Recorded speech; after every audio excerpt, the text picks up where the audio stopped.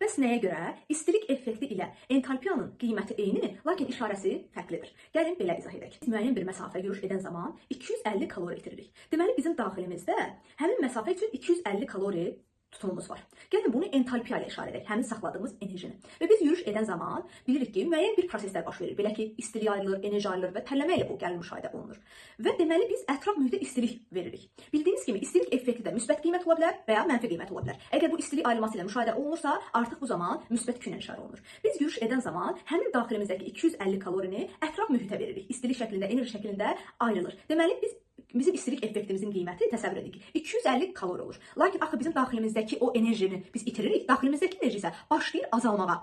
Ona görə də istilik effekti ilə entalpiya bir-birinin əks qiymətini alır. Belə ki, bizim ətraf mühitə verdiyimiz istilik başladı artmağa, daxilimizdəki istilik enerjisi də başladı azalmağa. Yəni entalpiyamız azaldı, lakin istilik effektimiz isə başladı artmağa.